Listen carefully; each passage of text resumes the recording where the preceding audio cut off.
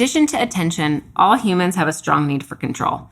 We like to do things in a certain way, at a certain time, and we can get easily irritated when this can't happen. That's no different for children, except that we often maintain tight control over all aspects of their day. When they wake up, when they go to bed, when and what they're able to eat, and what they're allowed to play with. The list really goes on and on. So of course, there are good reasons that we give boundaries to our kids. They need to sleep. They need to eat well.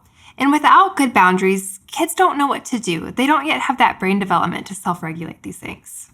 To address this, we can build in opportunities and everyday activities and routines to help them feel independent, as well as to reduce their attempts to exert control at really inconvenient times. Giving them opportunities decreases your child feeling like every task you give them is a power struggle. Right. So the first way that we build control into our kids' life is through controlled choices. There are so many parts of our child's day that they don't have control of. They have to take baths. They have to finish their homework. They have to practice their instrument. They have to wear clothes to school. Try to find as many different ways that you can give them a choice throughout the day.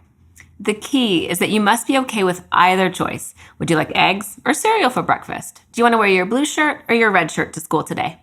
Would you like to brush your hair first or your teeth first? Do you want to do your homework now or in 5 minutes? This is going to seem a little strange at first, but it'll eventually become a very natural way that you present options to your kids. Remember that these are two choices that you have to find acceptable as a parent already. Another way we can address this in a positive way is to ask your child for help. Everyone likes to feel useful, and there's no greater sense of control than when your parent asks for your assistance. Right. These are simple, everyday opportunities where your child can weigh in. For example, you can ask your kid, hey, should I wear my black shoes today or my brown boots? Or, hey, we have this really heavy box in the hall. How do you think we could get it out to the garage? Or you guys can decide to cook a meal together, and your older kids can help you plan the recipe and write out the ingredients. This also helps build a foundation for long-term tasks around the house, where families are all contributing together to get things done.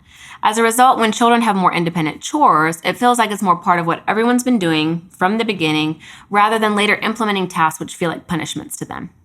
Another strategy for giving your child control is to give them a say in their routines.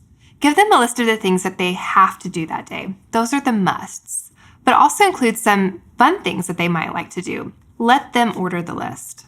You may be surprised that they don't put all the fun things and leave all the terrible things at the end. You may find that their list looks something like the following. First, we'll watch 20 minutes of a show, then I'll do my homework. Then I'll play outside for 10 minutes, then I'll practice the piano. Then their list is what becomes the bad guy if they get off of track. So instead of you nagging them on what the next step is, you can just say, hey, I see that you just watched your show. What was the next thing that you put on your list?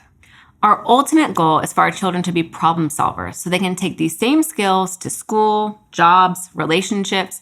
We can start to address this by teaching them those creative problem solving skills. So this is when you're going to have to remember to be a really balanced parent.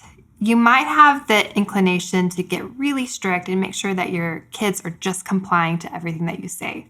While that's very important, we also want our children to have some control in their choices.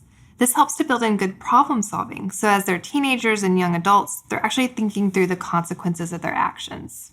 Here's an example. They want to watch another episode of their show, but they really need to start their homework soon. So you can ask them, how do you think we can solve this?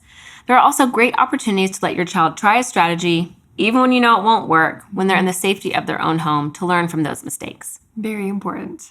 So here's your action step for today. How many controlled choices can you give your child? Can you give them 10, 20, 50? They really add up when you're being intentional.